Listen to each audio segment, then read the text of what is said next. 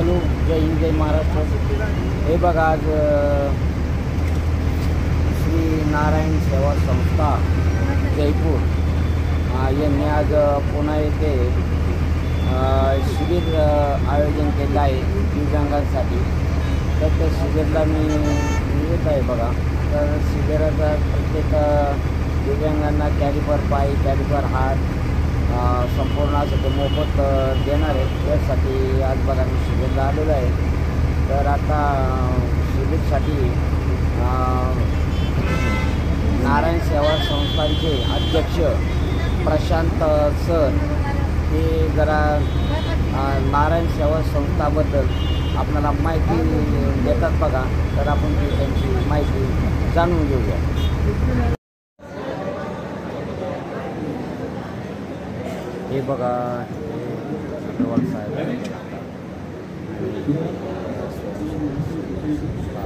हमारे बीच में air marshal आदरणीय भूषण जी गोखले सर प्रधान हैं. Bhushan ji Gokhale sir. Air marshal ऐसे व्यक्तित्व के धनी होते हैं जिन्होंने देश की सेवा करी. आदरणीय air marshal Bhushan ji Gokhale sir जोरदार तालियों के साथ कार्यक्रम की शोभा बढ़ाने कार्यक्रम के मुख्य अतिथि chief guest of this camp sir.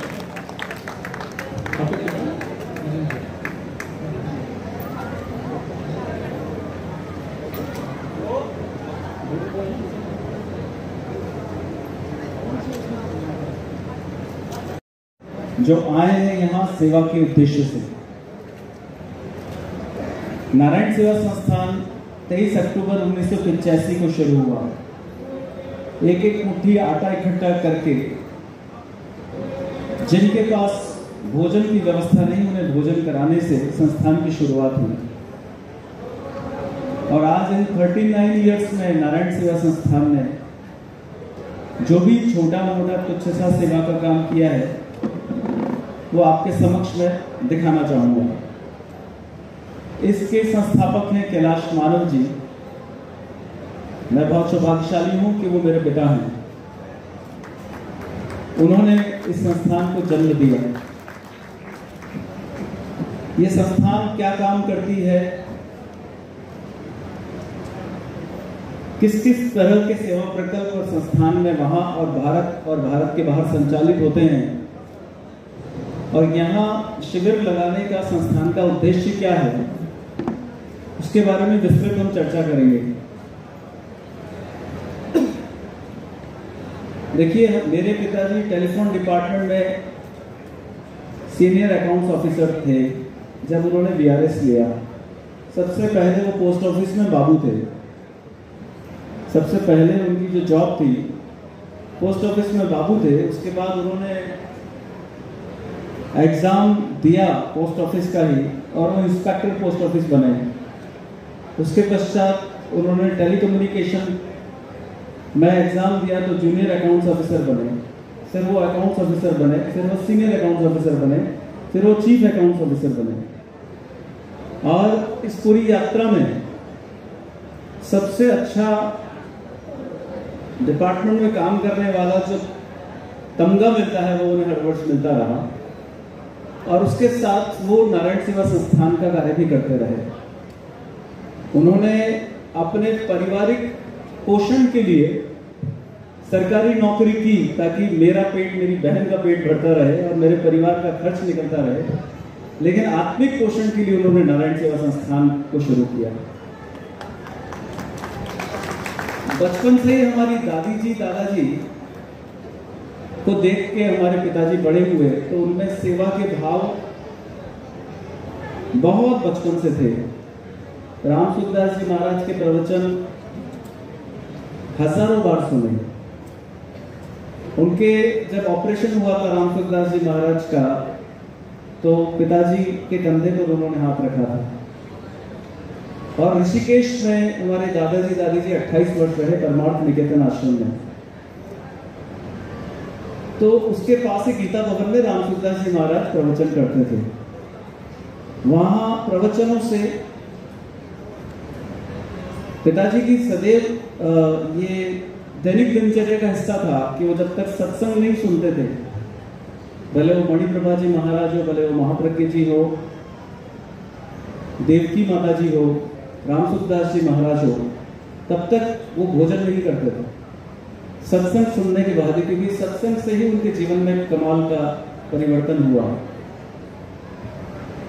तो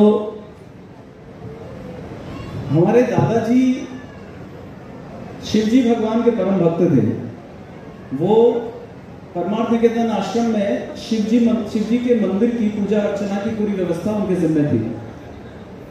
सुबह 4 बजे परमार्थ निकेतन आश्रम में सबको उठ के प्रार्थना में सम्मिलित होना पड़ता था। अगर कोई सम्मिलित नहीं होता तो उनसे रूम खाली करा लिया जाता था। वहाँ का सख्त व्यवस्था थी। तो मैं 4 साल का था, तो वहाँ मैं 10 नियम बोला करता था।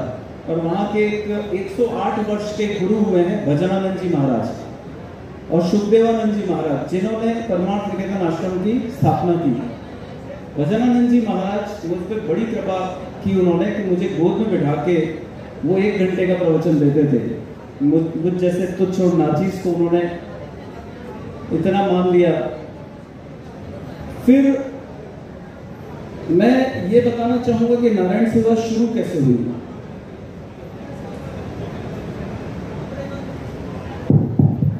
तो हमारे पिताजी पिंडवाड़ा में, सिरोही के पास एक पिंडवाड़ा करके गांव है, वहां पोस्टेड थे।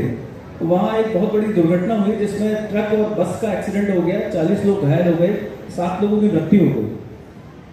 पिताजी वहां पहुंचे तो पुलिस कार्यवाही चल रही थी और 70s में ये था कि बिना पुलिस कार्यवाही के किसी को हॉस्पिटलाइज करा नहीं सकते थे। वहां उस समय का नियम था। पिताजी ने पुलिस वालों से काफी लड़ाई की कि भैया आप इस कार्यवाही में बहुत सारे लोग अपना दम तोड़ देंगे, आप हॉस्पिटलाइज कराने दीजिए, उसके बाद जो कार्रवाई करनी है कीजिए। तो पुलिस वालों ने भी इस रिक्वेस्ट को माना और हम लोगों ने, पिताजी ने और कुछ लोगों ने हॉस्पिटलाइज कराया लोगों को। हॉस्पिटलाइज कराने के बाद में उनके साथ ऐसा आत्मिक संबंध हो गया कि सुबह जॉब पे जाने से पहले 2 घंटे वहां बिताते, अपने पास में फल फ्रूट्स, बिस्किट के पैकेट्स, अच्छी पुस्तकें एक झोले में रखते और हॉस्पिटल में जो जितने भी घायल वहाँ इकट्ठे थे, जिनका इलाज चल रहा था, उनके पास जाकर उनको यथा योग्य जो भी संभव हो मदद करते। किसी को चुटकला सुनाकर हंसाते, किसी को मौसमी और एप्पल देते, किसी को औषधि नहीं होती तो डॉक्टर से मिलकर औषधि लिखवाकर खुद औषधि लेके आ जाते। ये क्रम निरंतर चलता रहा। मैं 79 की बात बता रहा हूँ आपको। एक बार वो सिविल हॉस्पिटल में इसी प्रकार से किसी पेशेंट के अटेंडेंट के पास गए तो उसमें एक भोजन की थाली आई। उस थाली में 4 रोटियां थी, उसमें 1 रोटी उन्होंने खाई और 3 रोटी तकिए के नीचे रख दी। पिताजी ने पूछा आपको भूख नहीं है क्या? बोले मुझे भूख इतनी है, मैं 4 क्या 7-8 रोटी खा सकता हूँ, इतनी पतली रोटियां हैं। लेकिन मेरे साथ मेरे 2 भाई और मेरे पिताजी आए हुए हैं। पेशेंट की व्यवस्था किसी संस्थान ने की है यहाँ, लेकिन अटेंडेंट की व्यवस्था किसी संस्थान ने नहीं की है। पेशेंट का पेट भर जाता है लेकिन अटेंडेंट का पेट नहीं भर पाता है।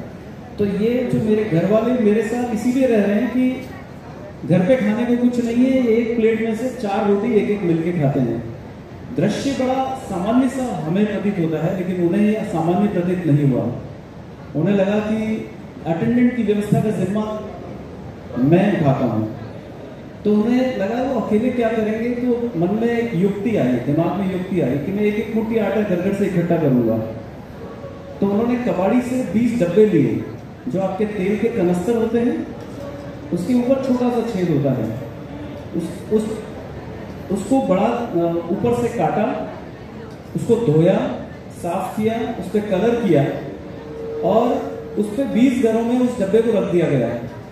और सब हमारी पोस्टल एंड टेलीग्राफ कॉलोनी में सारे लोगों से प्रार्थना की कि आप 1-1 मुट्ठी आटा आप उसमें डालिए। जैसे सुबह गाय की रोटी बनाते हैं, कुत्ते की रोटी बनाते हैं। पिताजी ने रिक्वेस्ट की कि आप 1 मुट्ठी आटा उन लोगों के लिए डालिए जिनके पास खाने को कुछ नहीं है। तो वो 20 घरों में से आटा इकट्ठा होके आने लगा। इकट्ठा करने कौन जाता था? या तो पिताजी करते थे या मेरी सिस्टर कल्पना जाती थी।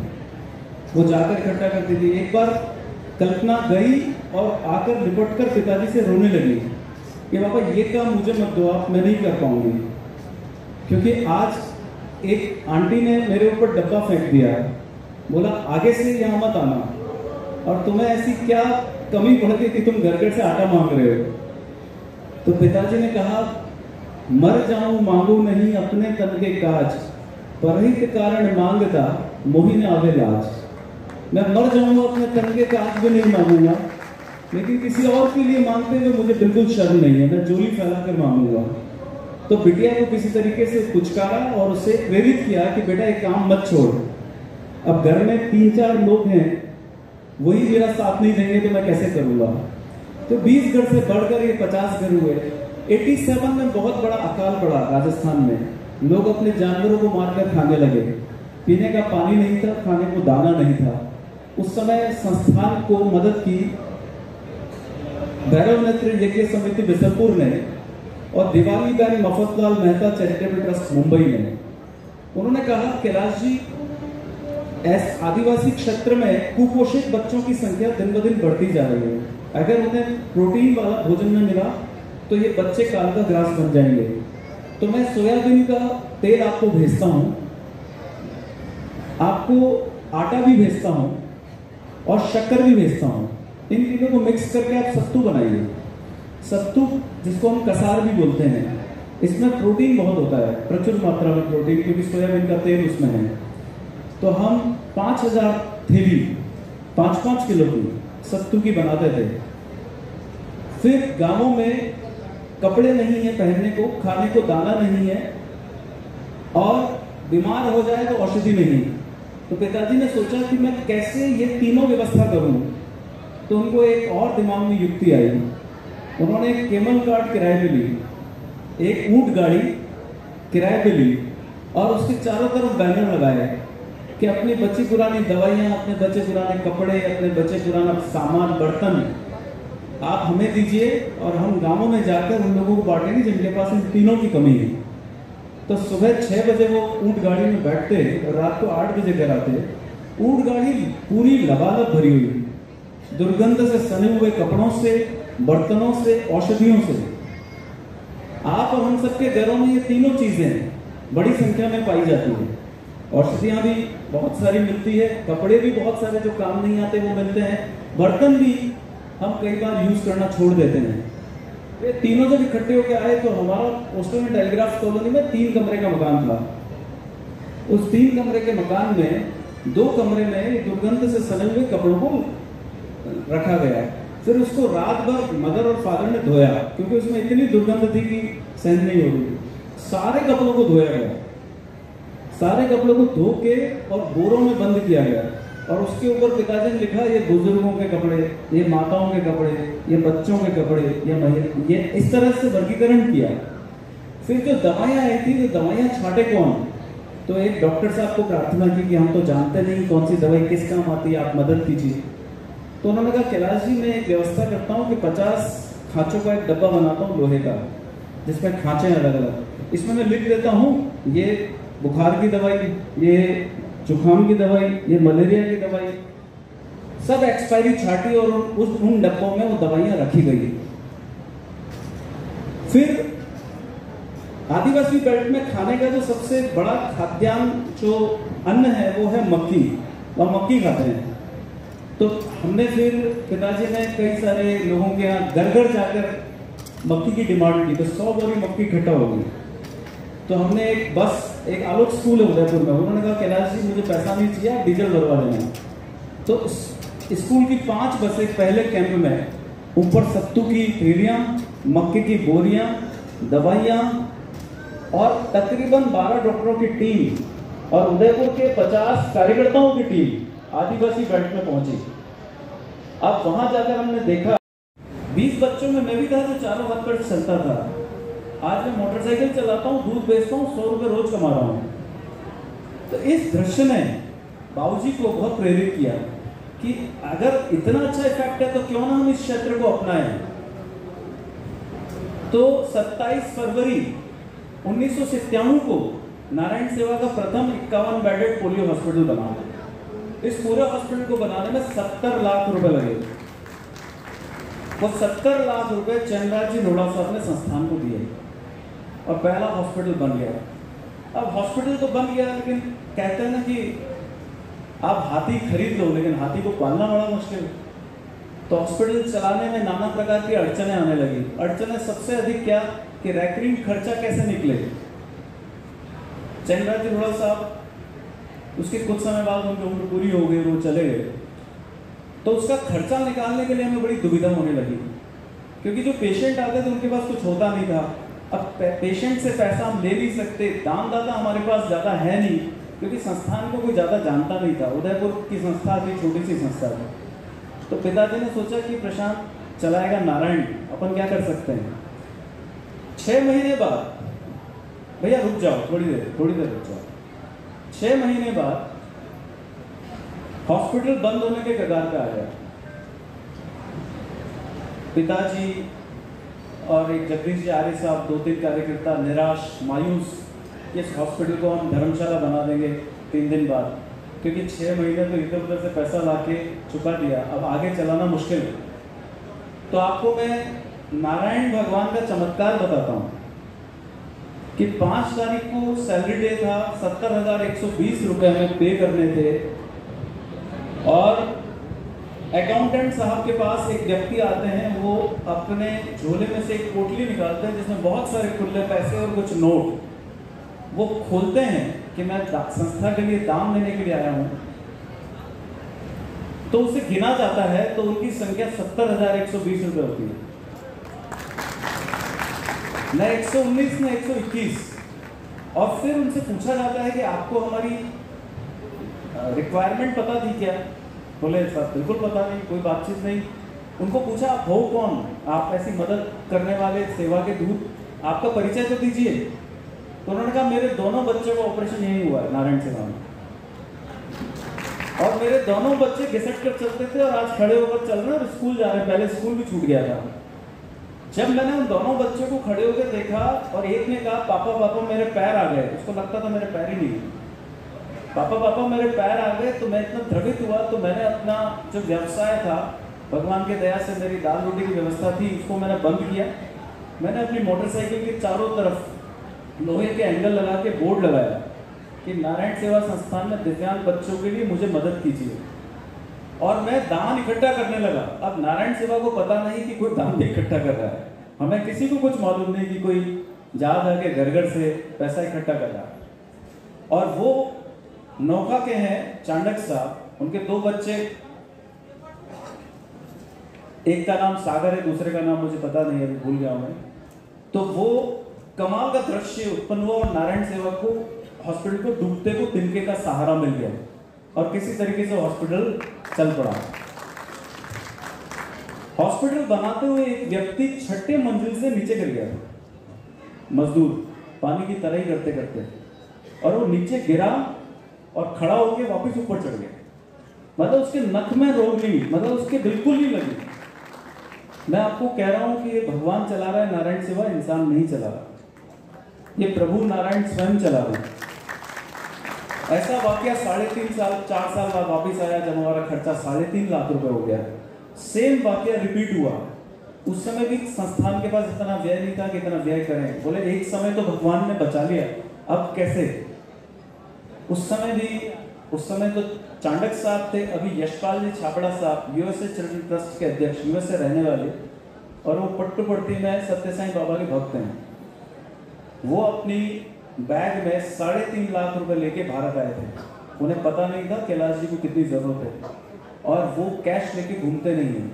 पता नहीं सत्प्रेरणा प्रभु ने दी कि वो कैश लेके आए और बाबूजी के हाथों में रखा, कैलाश जी हॉस्पिटल बंद नहीं होना चाहिए, और वापिस वो हॉस्पिटल चल पड़ा। ऐसे कई सारे चमत्कार। मैं आपके डॉक्टर शिंदे साहब बैठे हैं, वो कहते हैं प्रशांत यहाँ मैं पैरों का ऑपरेशन करता हूँ और मुझे हाथों का ऑपरेशन बाद में करना है, लेकिन पैरों के ऑपरेशन के बाद हाथ अच्छे हो जाते हैं। ये मैं आपको, मेडिकल साइंस में तो ये बात स्वीकार्य नहीं है, पैरों का ऑपरेशन हो तो हाथ कैसे अच्छे हों, लेकिन ये चमत्कार संस्थान में कई बार कई पेशेंट के साथ हुआ है कि पैरों का ऑपरेशन हुआ और हाथ सीधे हो गए, मुड़े हुए। 100 में से 2-3 नहीं, 1000 में से 2-3 बच्चों के साथ ऐसा होता है। ज्यादातर बच्चों के तो ऑपरेशन करने ही होते हैं। फिर क्या हुआ, ये हॉस्पिटल बढ़ता बढ़ता आज 1100 बेड का अस्पताल है। उदयपुर में। और आपको बता दूं मैं 4000 लोग एक समय भोजन करते हैं।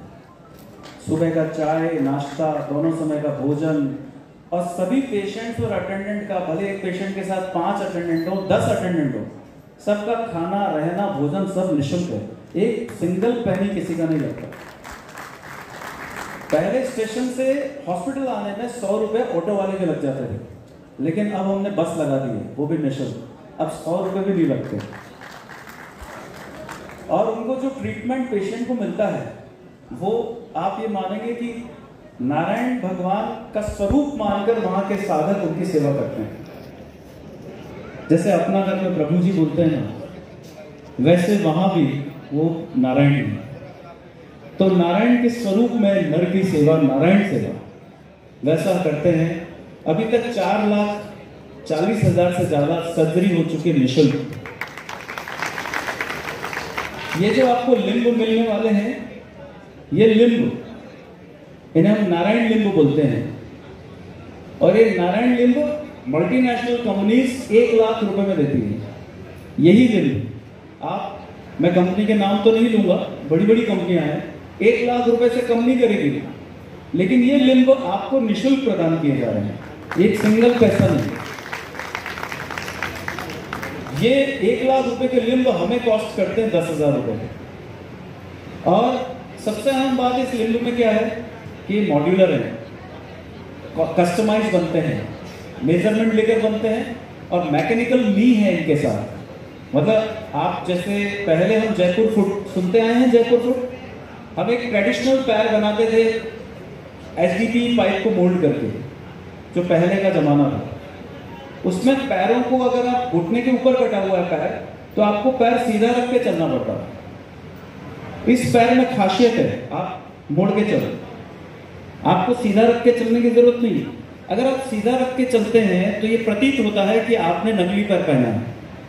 पैंट के नीचे प्रतीत होता है कि कुछ गड़बड़ है पैर में, लेकिन इस पैर के साथ अगर पैंट के नीचे पहन लिया जाए तो आप नहीं समझ पाएंगे कि इस बंदे को लिंब नकली है। आपको लगेगा ये तो नॉर्मल बंदा है।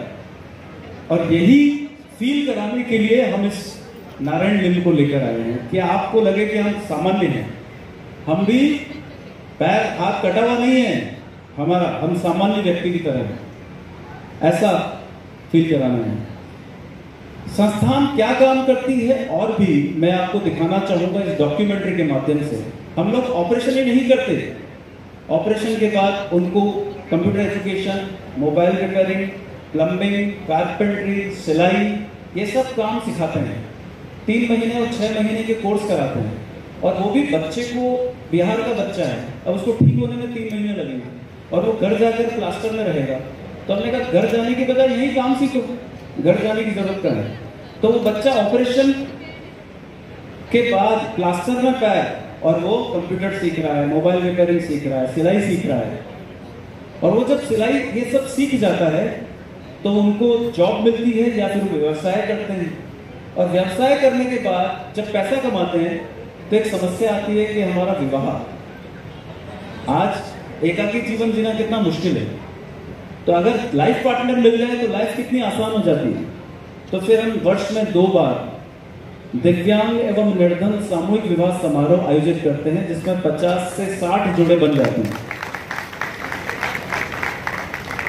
इसके अलावा नारायण चिल्ड्रन एकेडमी एक स्कूल है 650 बच्चों का, निःशुल्क मजदूरों और अनाथ बच्चों के लिए स्कूल खोला है संस्थान में, जिसमें पोशाक, खाना, एक समय का खाना, घर से लाना ले जाना, आपका बैग, उनके अंदर की पुस्तकें, सब निःशुल्क है।